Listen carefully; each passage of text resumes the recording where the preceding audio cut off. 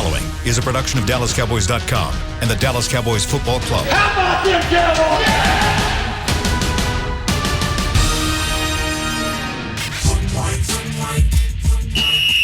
Let's go, baby! Are you ready for a break? Yes. Are you ready for a break? Absolutely. Ready for a break? Yeah, and so much for that. It's time for The Break on DallasCowboys.com. We were on a break! With Nick Eatman, David Hellman, Ambar Garcia, and Derek Eagleton.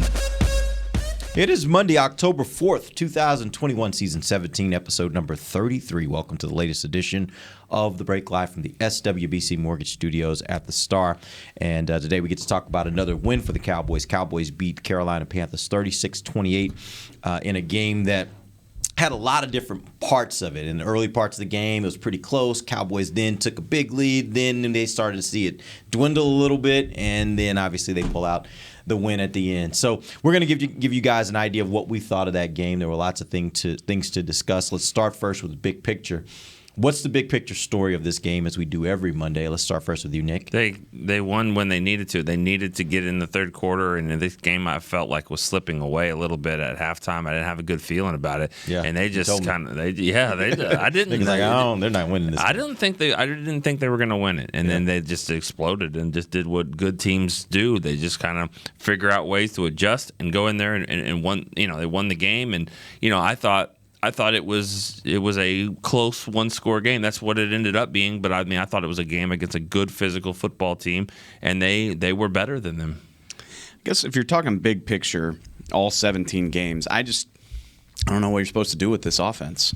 That's the big thing for me. For other teams. Right, in a good way. I just, week by week, they just keep stacking ways that they can beat you. And yeah, obviously the ground game fueled it all this week, but the way that they played off it as well. And it's interesting, I know Michael Gallup's hurt, so that changes things, but Kellen Moore loves him some 12 personnel, man. And it works. They ran for 245 yards in this game. Or was it 55? Either way, a boatload of yards. And then the reason I brought up 12 personnel is Dalton Schultz and Blake Jarwin come on and hold their own in the blocking game. I don't think they're so good in space, but when they're on the line and are just going after their guys, they're more than adequate. Yeah. And then that opens up so many other things. Jarwin gets in the end zone for the first time this season. Schultz with another touchdown. Just the way that you can play off of those things. And just week by week, the Cowboys are showing you 18 different ways they can beat you. They can sling it around with the best of them, especially when Gallup comes back. They've got two tight ends who help in the running and passing game. They've got a quarterback who knows how to spread it around and doesn't care who the ball goes to. And they've got the best 1-2 running back duo in the league. I said that as a question because I was trying to think if I'm like, is there a better one? If there is, I can't think of it. Zeke and Tony Pollard are playing on another level right now. Yeah. And so when you think about the big picture and how this team is going to win games, there can't be more than 3 or 4 defenses in the league that can really match up and stop these guys. Maybe not even that many. Yeah, it's pretty impressive what they're doing, and I think the story of that game, when you look at it just from the way they played, it is the running game, obviously 245 yards. Zeke had 20 carries for 143 yards with a touchdown. Pollard put in another 10 carries for 67 yards.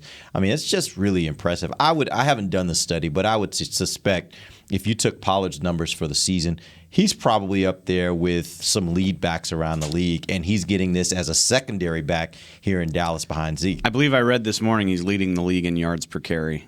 And that doesn't surprise me. Zeke's top 5, by the way, before we get all worried about it. And also, I said all of that without really mentioning the offensive line.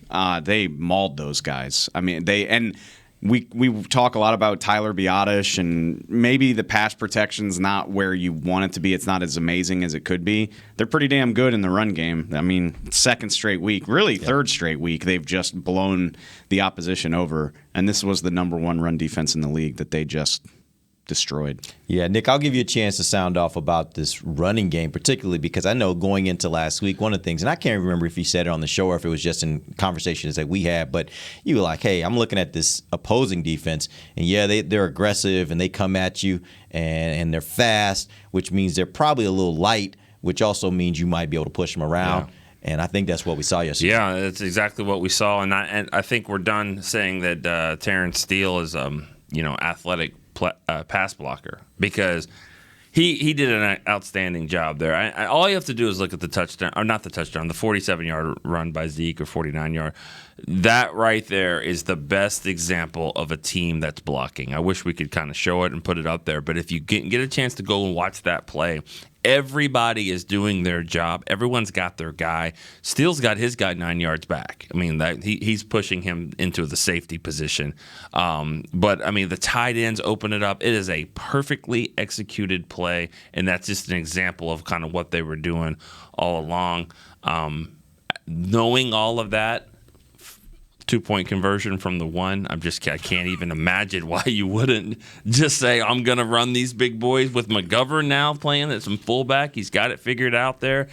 I love it. I just, that's the one call I'm kind of surprised about. But well, yeah, I'm just going to save that, because in the final segment, we're going to talk a little bit about some decision making. Yeah. There were quite a few of those moments. I've got a few things I want to talk about. That I think we can discuss a little bit about what happened. And again, we're going to put all that in context, because when you win, it's very difficult to kill anybody, particularly the coach, when you get a win. But I do think there was some curious moments in that game yesterday that we definitely need to talk about. All right, let's talk a little bit about the passing game yesterday. Obviously, they didn't need to do a lot. Dak was 14 of 22, 188 yards. He had 4 touchdowns, no interceptions. And this was the key stat for me. He was sacked 0 times. And this was a team going in, we talked about all last week. They are the top pressure team in the league. They come and get the quarterback. That's what they're predicated on. In the first series, we saw them being really aggressive with a lot of blitzing. And it seemed like either they got tired of that or it just wasn't working, because I just didn't see him around Dak a ton once that game kept going. How ironic is it the first play of the game was a sack, and he just kind of threw the ball over. And I can't believe they even allowed that to happen, especially after what we've seen with the Charger game and all that. That looked like a sack all the way. Forward progress being stopped. We've seen that a couple times. Then to think, okay, that wasn't a sack, and they're not going to get one the entire game. That's amazing. Not to mention, it worked out, but Dak maybe live to fight another play. Yeah, don't do that. It reminded me of what Reggie Bush did in that national title game against Texas. It's an amazing play if you pull it off, which Dak did, but could also be very disastrous. Right, could go very wrong. It felt like their pressure was getting to him, to be honest, in the first half. Yeah, in the first half it did. Yeah, and their scoring drives. Their first scoring drive was they just ran the ball down their throats. I think Dak might have only thrown 2 passes that entire possession. But it seemed like the way they were doing it too, they were doing a lot of extra tight end with 3 tight ends. Sure. Sometimes they were bringing in McGovern as an 13 extra personnel, a lot of heavy personnel. Exactly. Yep. It did seem like they struggled to get that figured out, but then that's why I think halftime adjustments gets overused. All of these guys are in communication constantly. You adjust as the game goes on, which people will tell you every time. But I did love. First possession of the third quarter, they come out. They've been struggling with pressure. They had to punt a few times in the first half. Tony Pollard gets in there, steps up, picks up the blitz, double move, 35-yard touchdown, which if you could just give him that extra fraction of a second, those plays open up when teams bring pressure. And then, it's super impressive that they didn't sack him, but from that point, that made it a 2014 game, and from that point, it just felt like they were leaning on him with the run, really. When you run the ball that many times for that many yards, you're not giving the opposition a lot of opportunity to rush the passer. Yeah, you talk about halftime adjustments, and I don't know if this was a halftime adjustment or if the team just came out with a little more resolve. I don't know what happened, but you think about that coming right out of halftime, they go touchdown, touchdown, touchdown. Like that's when I was like, okay, this team's a little different. Well, they're a little different than even what you've seen in the past when you thought they had a pretty good team. Like the ability sometimes when you're at, when you're facing a really good opponent, which I think this is a good opponent. I think the when we get to the end of the season, we'll look at Carolina. Carolina will be a good team.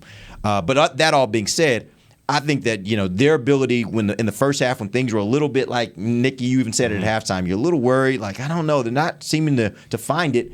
And coming out of half, it's just like pop, pop, pop, just like that. And before you know it, the lead is really big, and it's like here you go. Well, Zeke said they came out with their piss hot, so that was probably why. Oh, Okay. I just wanted to throw. That's my favorite quote that came out of that game. Not a good My feeling, favorite quote was what Dave said in the press box afterwards. What was that? Oh yeah, well, you can't say that on the radio. No, he just said if it's not, you need to go to the doctor. Oh, that part. Okay, I thought you were talking about something else. Yeah, I was like, isn't everybody's piss hot? Like that's just biology. But Not hot. all right, okay. Let's not go down. Maybe warm, let's not but go down this road. it's hot. You need to Actually, go see somebody. You asked for the big picture, Yeah. and we gave it to you. But like the story of this one game for me is Has the that word biology ever been on our show before? sure somewhere.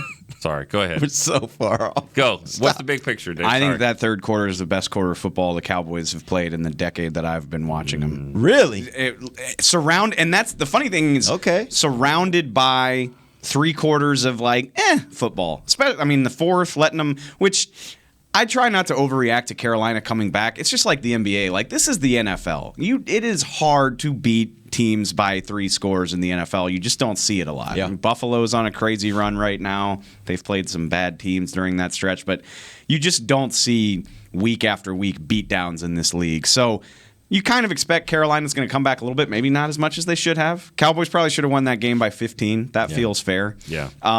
First and second quarter, kind of but I mean, third quarter, seriously.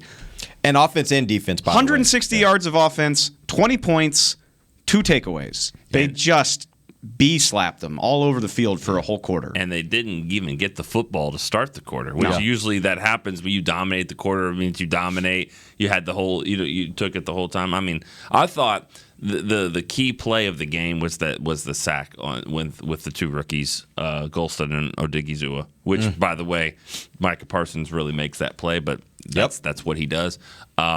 Did you know? And we looked this up in the I asked the PR guys to look this up in the press box. It's the first time since 2005 with DeMarcus Ware, Jay Ratliff, and Chris Canty that 3 rookies got a sack in a game. Wow. Really? Yeah, and these aren't just rookies. These are the 3 that they drafted to help with this pass rush. Yeah, and ironically, what did they do in 2005? That was the year they went all in on defense, and they remade their defense with the draft, right? Yeah, and Ware is going to be a Hall of Famer. So which one of these guys? Multiple of these guys? Gonna be Probably Hall of the one that was drafted 11th overall, which was Ware, and then let's see, Parsons was 10th, but 12, which is 11. But he wears 11. I'm going to go there. Fame? You gonna put him in already? Yeah, let's go. I mean, Put him in the Hall of Fame, championship, the whole nine. We're going all in. I'm not doing that, but it's amazing. It's amazing what they're getting. He's awesome. I mean, Parsons. Okay, I don't want to say it's not surprising because I'm surprised by just how amazing he is as quickly. But you put high expectations on a top 12 pick. Osa and especially Golston. Yeah. I can't get your over tweet this. was on point. It's unbelievable. If and maybe this isn't fair, but if a rookie who's not a first round pick misses all of training camp, which Neville didn't miss all of training camp, but he's a perfect example last year. It took Neville Gallimore till November to really kind of understand what was going on and start flashing. I mean, he was a healthy inactive for at least a couple games last season at the start. Chauncey Golston misses all of training camp. And Mike McCarthy blew me away when he said this. He was like, yeah, this will be the first time he's put on pads since he was at Iowa. That was 2 weeks ago, and he's out there just kicking people around. Senior Bowl? What's that? Senior Bowl? Yeah, okay, you're right. Senior Bowl practice. Just because I know that was a huge story with happening. Technically, he was out of college, but he was still a draft prospect. Hasn't done it at the pro level. Let's put it that way. And for him to come out, I don't even know how many snaps he played. You know, he made a nice play. Both of those guys, not just the sack, on 3rd and 1 when Darnold tried to run the quarterback sneak, which I thought, he would get it easily. And it was those 2 guys that came in there and stuffed him. He played 49 snaps. Golston? Second game. No training camp. Half a sack, quarterback hit, 5 tackles. I mean, I'm not. I had the best quote of the day. Sacks get racks. Sacks get you racks. I like it. That's Randy had another good Talking one about too. money. Where No, you don't have to explain that to me. I was just making sure. Randy it's funny. Like Randy, he knows the reality versus the perception all at the same time. So Randy Gregory has a great game. He has 2 sacks. He finally gets on the stat sheet. And he's been saying this whole time, he's like, it's not just about sacks. You do this, that, and the other, but you still want the sacks. And today he was like, yeah, I probably should have had another one, and that's a lot of money getting left on the table. I heard that. But it is what it is. I'm just like, I appreciate that you understand there's more to it than sacks, but you also know what's going to help your contract the most next year. Honestly, just listening to his post game, I'm like, I would love more Randy Gregory. He's awesome. On the mic. Like that dude fantastic. is just, listening to him talk, it's just he's so like insightful. He gives you good answers. You learn a little something from what he's talking about, and he's got the personality to make it interesting. It's just he's really, really good. I think Randy's been through so much that he doesn't really care about being PC on the microphone, Not that he says all this inappropriate stuff, but he's just going to be real because he's like, oh, what's going to happen? My quote's going to get taken out of context? Oh, no. I've missed half of my career due to suspension. Who cares? He's got a Tartars for a start. Yeah. No, I love listening to him talk after games. All right, we're going to take our first break. When we come back, we got to get to who I think was the player of the game, Mr. Trayvon Diggs. An exciting game for him, a really good game. And then something interesting in the fourth quarter that we got to talk about and what that means maybe going forward. We'll talk about that when we come right back. This is DallasCowboys.com radio. Before there was a draft, you could size up a cowboy by 3 simple factors: the crease in his hat, the bend of his brim, and his unbending attitude. A man's Stetson didn't just protect him from what life threw at him, it projected a rugged, unstoppable spirit. Stetson hats are still American-made with pride right here in Texas. They're still the unofficial crown of all self-respecting cowboys, and Stetson is proud to be on the field with America's team. Find a retailer nearest you at stetson.com/cowboys. The Cowboys way, where 16 Hall of Famers and 5 championships shows us what success looks like. Where turkey is always the second best part of Thanksgiving Day. Where we are all defined by one single thing, the star. Where we as fans know it's our job to keep the tradition going. Bank of America is proud to be the official bank of the Dallas Cowboys and to support the quest of living life the Cowboys way. Copyright 2020, Bank of America Corporation. Want to use what the pros use? How about the official men's skincare brand of the Dallas Cowboys, Jack Black? Right now you can get the Jack Black Starter, a curated collection of Cowboys locker room favorites for just $10 with free shipping. The starter includes 4 Jack Black skincare favorites plus a full-sized intense therapy lip balm. Go to getjackblack.com/cowboys and use the code word TEAMJB. That's getjackblack.com/cowboys. The Jack Black Starter, $10, free shipping. Honey, big news. Gary, are you okay? Oh, I'm not Gary anymore. I'm Jackie Flash. What? See, I want the latest smartphone, but the best deals are only for new customers. So, to get a new customer deal, I changed my name to Jackie Flash. Okay, but the best smartphone deals at AT&T are for everyone, new and existing customers. That's huge. Then guess who's getting a deal? Is it Jackie Flash? Jackie Flash. It's not complicated. At AT&T, our best smartphone deals are for everyone. Restrictions apply. Visit att.com for details. Back to the break. Hey, these rally days are working here, so let's make sure to go to AT&T Stadium on Saturday, October the 9th, to experience Rally Day, presented by SeatGeek. Take on a tour of the stadium, play some games, get autographs. Visit AT&TStadium.com/rallydays for tickets and more information. Welcome back. It is the second segment of the break live from the SWBC Mortgage Studios at the Star. We got to talk about Trayvon Diggs. Man, this dude is a legit baller. He yesterday had 2 interceptions, one that he took back for a touchdown. He now has 5 in the first. Well, he didn't have a touchdown yesterday. Yes, not pick six yesterday. Pick six last week. But he has 5 interceptions in 4 games. Everything he's doing is just different than what we've seen around here from the cornerback position. Maybe going back, and I saw a tweet from our buddy Clarence Hill where he was kind of comparing him to Deion. Obviously, really early. But the point that he was making, which I agree with, is I don't know that we've seen a cornerback that was a playmaker of that ilk since Deion Sanders. There hasn't been one on this team since Deion Sanders. And so not trying to say he's Deion yet, but he certainly adds something to your team that you didn't have, that you haven't had in a very, very long time. No. They drafted Terrence Newman to be this type of guy. Terrence was a good player. He really was. And very, very athletic. And, he played for a long time. I think he played 12 years maybe. Maybe longer. And was than solid that. for maybe a longer very long than time. that. Yeah. He played a long time, and he did. I think maybe 15 years, to be honest with you.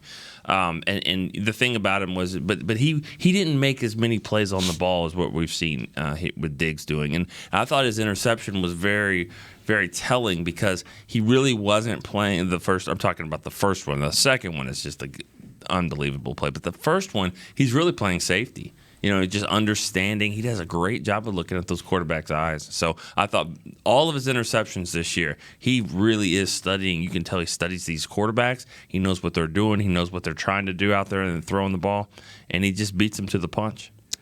I don't know. I don't know how to describe it, to be honest with you. I'm looking at the interception totals for the league leaders for the last couple of years. Xavier Howard led the NFL last year with 10. New England's J.C. Jackson was behind him with 9. Tyrann Mathieu had 6. It's the leaders for the entire season. Mm-hmm. And he's at 5. He's at 5 after 4 games. 2019, Janoris Jenkins had 9. Tre'Davious White, Anthony Harrison, Stephon Gilmore had 6 for the season. That's the top 5 league lead. So he has a Pro Bowl resume after 4 weeks. Yeah. That's not an exaggeration. No. So I don't know. Like I said, I don't know what else to say. And I kind of said this tongue in cheek yesterday, but I'm serious. Like Jordan Lewis and Anthony Brown should probably spend some time with the jugs machine because they're going to stop throwing at him. Yeah. Why would you keep doing it? Especially you think who's on the schedule upcoming. You got a rookie quarterback on the horizon in Mac Jones. He's captain check down right now, which he probably should be. He's a rookie. Yeah. Daniel Jones, he had a great game yesterday. 400 yards yesterday, right? He had a great game yesterday, but still not somebody who probably wants to. He'll definitely throw it away at times. Yeah. Okay, Kirk Cousins is pretty good. I'm just trying to think. But you're not playing like a murderer's row of quarterbacks up until you get to Mahomes. So I would stop throwing at the guy. I mean, I don't want him to. But that's what I would do if I were game planning for this defense. What makes it hard? Go ahead. Well, I was saying that sounds good, but then what I was talking about with that first interception, they played like a zone coverage there. He was kind of right in the middle of the field, and so it's not necessarily just him locking down his guy the whole time. Yep, I agree with that. But also what makes it difficult in this instance is opponents want to be able to throw at their top wide receiver. And if he's on your top wide receiver most of the day, that means you're basically saying we're not going to go to our top wide receiver. And some teams don't have that luxury. You look at the Cowboys, they got a lot of options. A lot of teams don't have those kinds of options. So if you say I'm going to take away your top receiver, for a lot of teams, that kills their offense and what they want to do. Which is funny. I haven't had a chance to watch it back, but I assume Trayvon covered DJ Moore a lot. DJ Moore had a wonderful day. Yeah, he did. Which his second touchdown was when Trayvon came off the field with his back tightness, which I'm sure we'll talk about. But DJ Moore had some success even against Trayvon Diggs. But what's fun is if you can get me 1 or 2 of those plays a game, I mean, it's a big ask, but I'll take that all day. Same thing.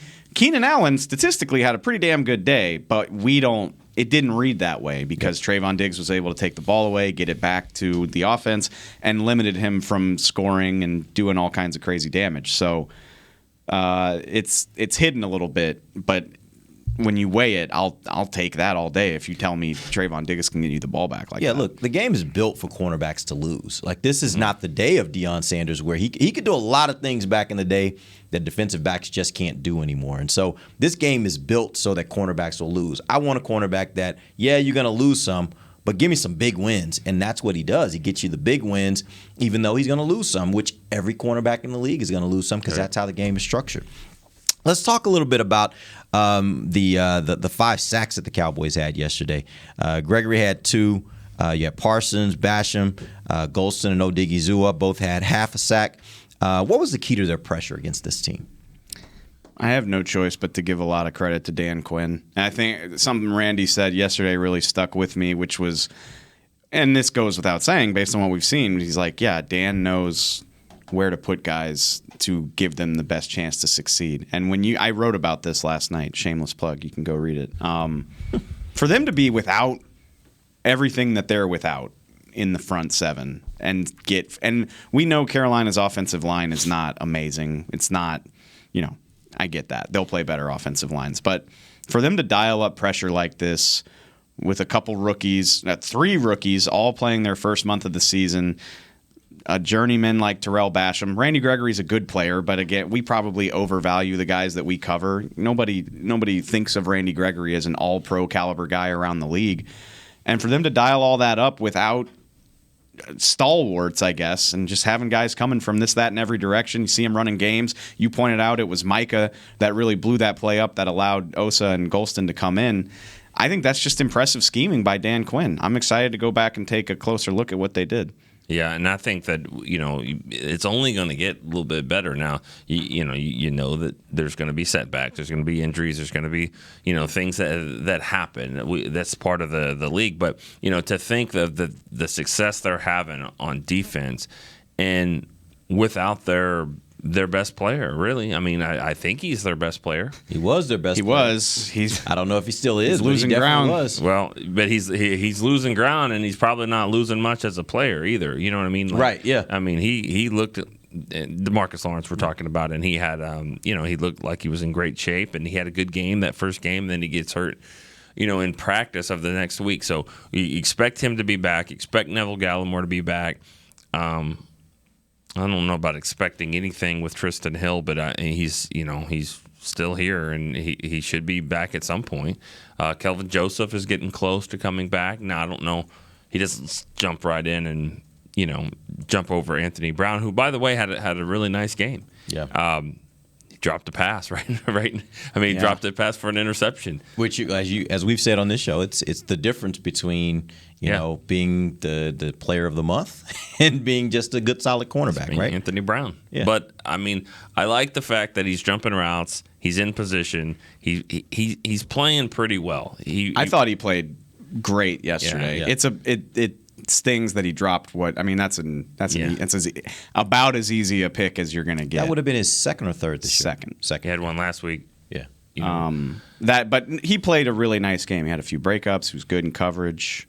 Thought he was good. It's the pressure, though. To me, it's the pressure that's getting there, that's allowing these guys to play with their eyes, jump in front of routes, and it's also the safety help too, and trusting those guys back there.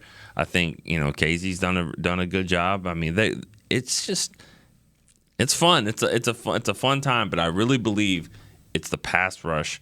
And it's a guy like Parsons who is just lining up everywhere. Yesterday was the one example of him probably doing almost 50-50, it felt like. It was the most versatile he's been this year because week one he was all linebacker, then he was all edge, and he was definitely bouncing around yesterday. Yeah. It was awesome. I loved it. Yeah. The interesting thought that I had, though, after the game, and I'd be interested to get you guys' opinion, they still gave up 28 points. And as you said, DJ Moore had a really good day. There were moments in that game that it didn't look great for the Cowboys. Mm-hmm. What do you think was the biggest challenge that the Cowboys defense faced yesterday in giving up the points and the yards that they gave up? I think they underestimated Sam Darnold's ability to run. I think that helped them. That helped early on, and then they kind of buttoned that up in the second half. But I thought Chuba Hubbard did a nice job for them. But let's be honest. If we're gonna sit here and say these guys that the Cowboys are missing, D-Law and Keanu O'Neal and Gallimore, let's not forget the All-Pro player that Christian McCaffrey is. Yeah, and they certainly missed him. You think that's a different game yesterday if Christian McCaffrey played? I can't say that it wouldn't be. I mean, I think it is. It was an 8-point game. He's a really good player because he helps them get off the field. I mean, like on third and downs and stuff like that, he can. That's what I was about to say. They killed them on third down. They did. Particularly in the first half. Yeah, I think they were 4 of 6. Yep. Credit to the Cowboys. They buttoned down, and I think they went 0 of 6 their first 6 opportunities in the third quarter or second half. But Christian McCaffrey is exactly the type of player that murders you on third down, and so. Running and catching. Yeah. So I think it's fair to say it's a different game. More so than to say, well, D-Law was out there, And maybe we're burying the lead a little bit here too, because a big part of that was just a bizarre fourth quarter, right? Like the way the fourth quarter played out changed probably everything about the way you thought about that game. We joked about it again yesterday. You were like, time to start writing that story, Dave. It's whatever the score was, 36-14. And then all of a sudden they score, and I'm like, maybe don't say that stuff anymore. Hold just a second for me. Yeah, Zeke said it himself. They let him off the mat. They had a chance. They heard we were who we thought they were. He was full of good quotes yesterday. He was like, I want to see us choke somebody out. And they did. Yes. they had that that? opportunity. Zeke, yeah. And they didn't yesterday. And I said it's bizarre because I pulled this up to make sure I'm not crazy. Mike McCarthy said Trayvon Diggs could have returned to that game if he needed to. That is a great tease. We're going to take our final break, and when we come back, we're going to lead into the decisions made by the head coach yesterday. There were several that we need to talk about, and that being one of them, and pulling him and whether he should have come out or not. We'll talk about that when we come right back. This is DallasCowboys.com radio. Hi, I'm Clint Tillison with United Ag and Turf. Before you can park yourself in front of the game, park yourself in a John Deere and power through your chores. Our Land Run package is a 1025R, 25 horsepower tractor with a loader, rotary cutter, and a box blade for $229 a month. And the price you see is the price you'll pay, no surprises. So don't miss another kickoff. Visit UnitedAgAndTurf.com. Offer ends February 1st, 2021. Restrictions apply. See dealer for details. Now let's get to work. Honey, big news. Gary, are you okay? Oh, I'm not Gary anymore. I'm Jackie Flash. What? See, I want the latest smartphone, but the best deals are only for new customers. So, to get a new customer deal, I changed my name to Jackie Flash. Okay, but the best smartphone deals at AT&T are for everyone, new and existing customers. That's huge. Then guess who's getting a deal? Is it Jackie Flash? Jackie Flash. It's not complicated. At AT&T, our best smartphone deals are for everyone. Restrictions apply. Visit att.com for details. New Dr. Pepper Zero Sugar. You deserve it. I do deserve that. You deserve decadent flavor without sugar. And a day at the beach without sand getting everywhere. And a relaxing bath that your children don't interrupt. I deserve all that? It's really just a visual metaphor for Dr. Pepper Zero Sugar. Everything you want, nothing you don't. A visual metaphor on the radio. I do deserve that. Dr. Pepper Zero Sugar. The zero you deserve is finally here. Before there was a draft, you could size up a cowboy by 3 simple factors: the crease in his hat, the bend of his brim, and his unbending attitude. A man's Stetson didn't just protect him from what life threw at him, it projected a rugged, unstoppable spirit. Stetson hats are still American-made with pride right here in Texas. They're still the unofficial crown of all self-respecting cowboys, and Stetson is proud to be on the field with America's team. Find a retailer nearest you at stetson.com/cowboys. Back to the break. Check out the new Miller Lighthouse located outside the AT&T Stadium. Enjoy yard games and Cowboys, cheerleaders, performers, beer gardens, and more. Game ticket is required. For more information, visit attstadium.com/Miller Lighthouse. Welcome back. Final segment of the break, live from the SWBC Mortgage Studios at the Star. So we got to talk about the coaching decisions from yesterday. It was I saw another employee as I was leaving the stadium yesterday, and he was like, "Man, I don't know if I've ever seen a coach be getting killed as much as this coach is getting killed after a win." But you could just feel it on social media. People were unhappy with a lot of the decisions. It wasn't just one. There were multiple decisions that were made yesterday that fans just thought were bad decisions. And so let's go through some of those. I want to get your opinions on them. We've been talking about Trayvon Diggs. Obviously, he was having a phenomenal game. Had 2 interceptions. After the second interception, the Cowboys score a touchdown, and then defense comes back on the field, and Trayvon's not there. And he's not there for the rest of the fourth quarter. What was the rationale that Coach McCarthy gave after the game? Or take us back. What was the rationale in game that we heard, and then what was the rationale that he gave after the game as to why Trayvon was out of the game? Well, I honestly think those are kind of one and the same. The explanation we got in the press box was load management, right? Which means he's not hurt, but they're resting him, they're dealing with him. And then after the game, they say he has back tightness, which is okay, so there is a health concern. And I don't like to speculate too much about people's health, but the money quote from the head coach of the team, I'm reading it verbatim, he could have returned in the game if needed to. I know it was something, I think he got a cleat on it. He got stepped on at some point. But he could have returned. That's all I need to hear. So that's interesting, and it just makes me wonder if maybe they got a little bit ahead of themselves and thought that this thing was wrapped up with 12 minutes, 13 minutes to play in the game. Well, although it got close, was it? I mean, they ultimately ended up winning, so was it still the right decision? Right. That's It's kind of like when you play a prevent defense, Yeah. you give up touchdowns. It's like the idea is to make sure that you don't score quickly. And do you have time? Time's on your side here. And so, yeah, I mean, they did do what they needed to do to win the game. Now, we haven't seen this team run the ball out for 4 minutes like that very often. So, I mean, you got to give them credit for that. That's not something we had seen. You're playing it a little too risky. But I don't know. I don't. If you do load management, it means that the guy has had something. You know, he's dealing with something. He's playing through it. But here we are. If we get a chance to pull him out of the game, let's do that. So I can see where it can be both. It can be a little back issue. Mm-hmm. It could be resting. But, you know, if you have to play him, you have to play him. But if you don't have to play him, I'd like to rest him. And that's kind of what they did. No, I get it. And, well, I don't love everything that happened there, but I will take this opportunity to be a smartass and point like, are people in Carolina right now saying, oh, well, Darnold did all that in garbage time. The Cowboys were resting their players because that's what Dak got for years, right? I mean, so which is it? Like, is it impressive that Darnold did that, or were the Cowboys resting their guys? Does it matter that Dak is capable? Always two stories after every NFL game, right? Sure. Yeah. Which, yeah, you would like that to not have gotten as close as it was. But if Trayvon was really dealing with something, you have a 20-point lead, I get the rationale. I'll bet you, I said this during the break, I'll bet you $10 if they hadn't run the clock out, he would have been on the field with Carolina down 8, less than 2 minutes to play or whatever. Well, they needed to. Now, that would have been a story if they didn't, and then they go down and tie up the game. No doubt about it. What's in the really more than anything, more than sitting Trayvon Diggs, because again, yeah, you're going to play soft defense. You just want them to bleed clock, right? They can score all the touchdowns they want as long as you make them work for it, which one of my least favorite things that happened in this game was not even just them converting the 4th and 8, but getting 55 yards on a 4th and 8. 4:54 to play. They're on their own 32. You would like to think that you're going to make them march the field and take another 2 minutes off the clock.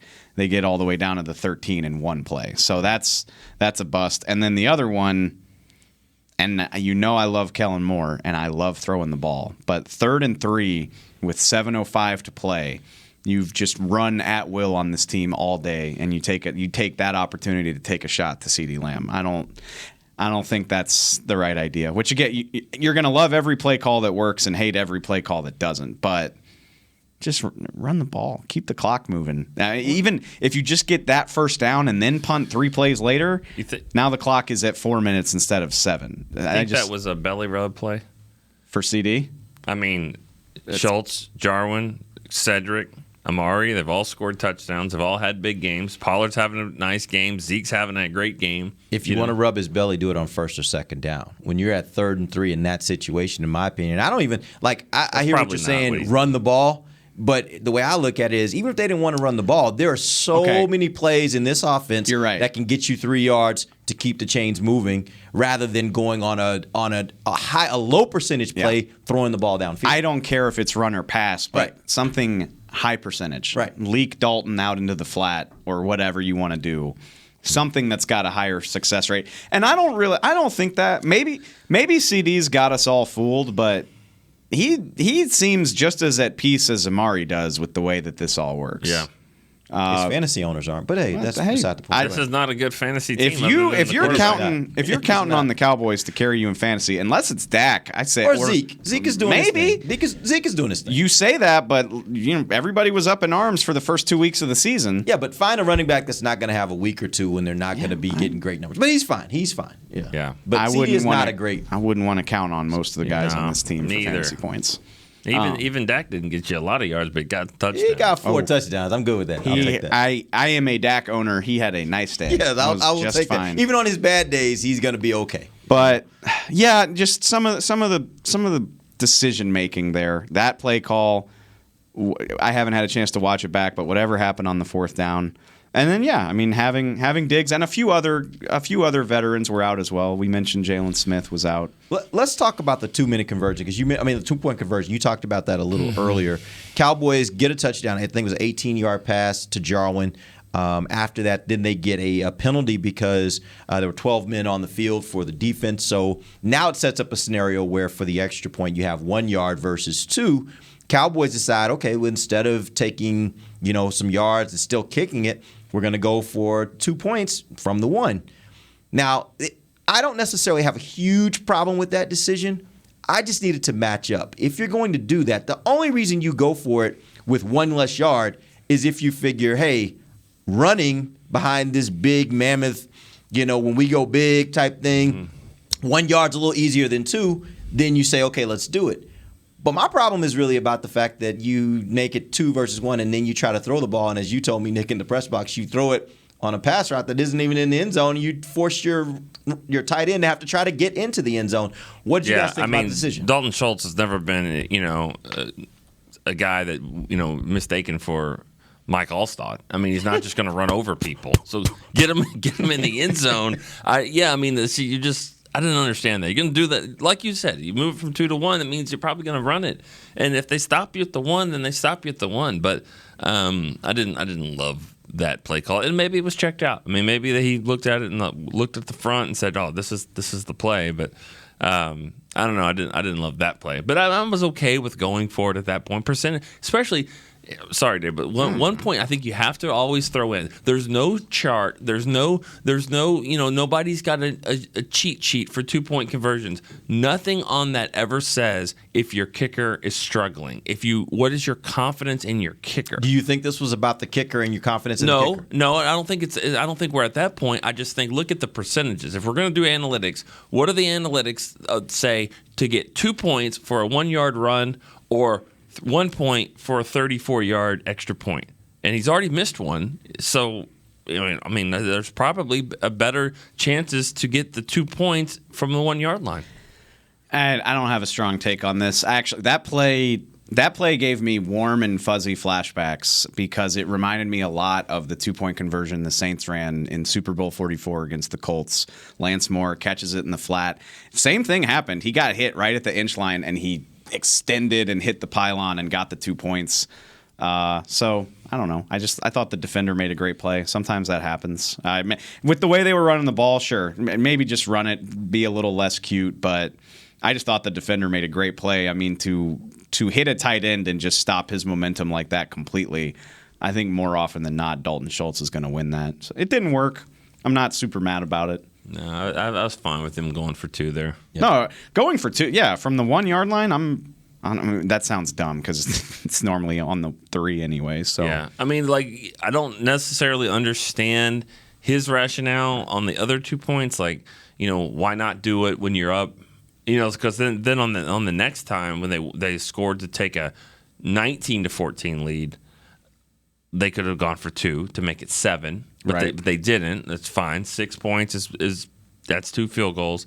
But then they scored again to make it 26-14, and then they did go for 2 to try to go. But I do kind of understand that. So what's just because I don't. But I'm not saying I'm arguing with you. Yeah. But I'm just saying, what's the difference of saying we got to be up 2 touchdowns, but we don't want to be up 1 touchdown? Well, I think the way I look at it is in the first scenario, the situation is now you miss it. Now you're down by 5. And now that means you're down by, like, literally they can get 2 field goals and win the game.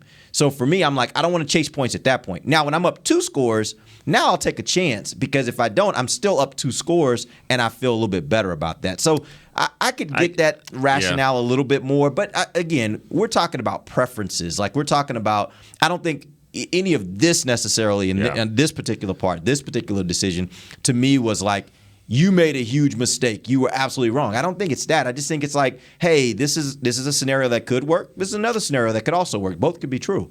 I just feel vindicated because I said there was going to be a weird number, and 36 is a weird number. Yeah. I thought it was – I mean, I said 25-20. I didn't think that the offense was going to look that explosive. You said they win by 8.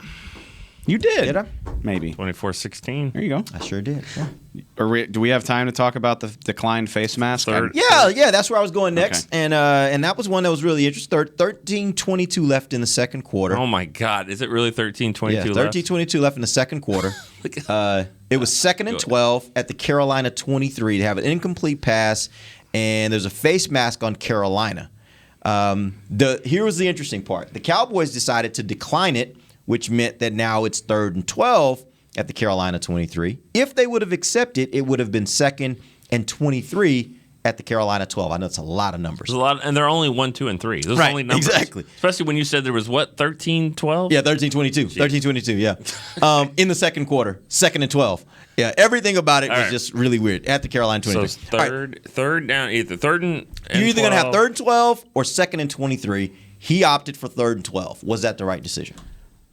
It wasn't the right decision based off of what happened. It wasn't the right decision. Well, but in right retrospect, let's go back to before you see the result. Yeah. Right? Was it the right decision at that point? And I did say to you I didn't like this call, but I mean I got a guy to my left over here that's saying I would decline this, and I'm thinking about it too. And then I said to you I don't think I would, Yeah, and mainly because the further I can push you back to your goal line, the less aggressive I think you're going to be to try to get this first down. That's a good point because I agree with you're talking about Todd Archer. Yeah, I agree with Todd honestly, and you would have declined it. I think this is a classic case of just killing the decision that doesn't work no matter what happens because, and this is you talk about PTSD as a football fan. How many times in your life as a football fan have you watched a holding call back a team up to like 2nd and 20? And then they get 2 shots to pick up 20 yards, and the first play always goes for like 18. And you're like, damn it, like 20 yards, and you just gave it up right there, and now it's just 3rd and 2. Like, what was the flag even for? Happens all the time. And I think giving people an extra bite at the apple, maybe it makes them more conservative, but Sam Darnold's not a rookie, and it clearly seems like they trust him. I don't think they would have changed their game plan, and I have no problem believing they pick up 17 of those 23 yards on 2nd down. You know, I mean, the way that they were, again, DJ Moore had a nice night. Like, they had success on offense. So I like the idea of third and long. I mean, it's 3rd and long. You should be able to get off the field on 3rd and 12. They had been converting those 3rd and longs. And I think it may have been maybe a possession before that or so. They had 2 3rd and longs they converted. But my point is, and this is where I had a problem with it, I'm still going to make you do it twice. Like you just said that, like, 3rd and 12, you got to do it once, right? If it's 2nd and 23, you got to do that basically twice. But I already made you do it twice. I already made you got 3 yards on 1st down and you threw the ball out of bounds on 2nd down. I made you do it twice. No, what I'm saying is when you got to pick up 23 yards on 2nd down, now you got 2 shots to be able to do it. Like both times you got to get over 10 yards, on average of over 10 yards on 2 different plays. That's where I'm like, I'm going to make you do it twice versus just one time. You 3rd and 12, you get one play that gets you 12, 13, 14, 15 yards. It's a first down. Can you at least? I'm going to make you do it twice. Can you? I really think that this is a situation where there isn't a right or wrong answer. It's going to work or it's not. But can you at least acknowledge that you would probably be frustrated if you put them in 2nd and 23 and they picked up enough yardage to where it's 3rd and 6 and you're like, oh, crap, wish we hadn't given them 2 shots at this. Yes, but I also will say this. The likelihood that then they pick up that 3rd and 6, they still got to do it, right? Sure. And so the way I look at it is, at the end, again, you're right. This is probably not one of those situations where it's like there is a clear right and wrong answer. I'm just saying I would have preferred make them go longer. Even if you give them an extra down, make them go 23 yards over those 2 downs versus just one bite at the apple to go 12. One other factor into this, too, and going into the game, somebody told me, because I think – the Cowboys were talking about it. This game is going to be a weirdly officiated game. Yeah. And it was. There were some weird kind of wonky plays in there. So yeah, that's a good way to put it. But going to Dave's point on, to get off the field twice, all it takes is a illegal contact 5-yard penalty by Jordan Lewis at the line of scrimmage to give you an automatic first down. So all I'm saying is that you got to be smart about that. But I can see the logic on getting off the field one time versus 2. Me personally, if it's that close to the goal line, I think I would just push him back a little bit more. Like I think what bugs me is people are so certain all the time. They're just like, this was the dumbest thing that's ever happened, or this was genius. And he made some 4th down calls that they got first down early in the game. They did a 4th and 2. They got it. No one says that kind of stuff. Nobody talks about game management usually when they win, except for this team. We're talking about it for the last 3 weeks. It comes up. The 4th quarter was just weird. I don't know, and it didn't bite him in the ass, but. The Trayvon thing, management versus health, I don't know.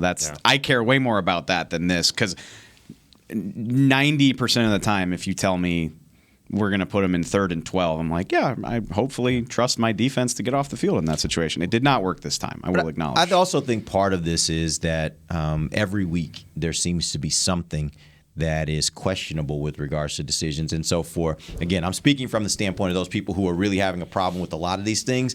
They're like, okay, you can't tell me that every week there are all these decisions that are questionable, because I'll put it like this. I don't remember us doing this with Jason. Like, it wasn't every week. There were moments, don't get me wrong, but I don't remember it being every week we're like, man, what was the decision with that? Like last week with the whole clock management thing, like that was a bit of a problem. They didn't lose, but that's also where I just think part of this is people don't trust McCarthy at this point. And so for everything, he's never going to get the benefit of the doubt, because people have already built that up because of all these weeks when there have been things that are questionable. I got a take for you. I appreciate it. It's at least interesting, and also like, yeah, I think that's the big thing with McCarthy is people just don't know what he's going to do, and it doesn't seem like there's a lot of rhyme or reason to it. Maybe there's not. There was rhyme or reason to Jason, and it was just to kind of be a wimp. Unless it was just there for you. Like, I remember we used to give Jason a standing ovation when he went for it on 4th and 1 from the opponent's 44-yard line. And that's not aggressive or impressive. That's just what you're supposed to do.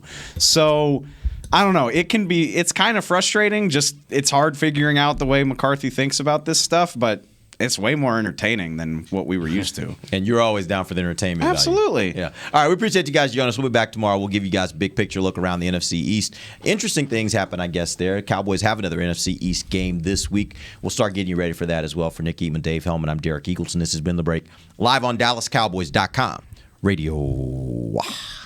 This has been a production of DallasCowboys.com and the Dallas Cowboys Football Club. How about this, Cowboys?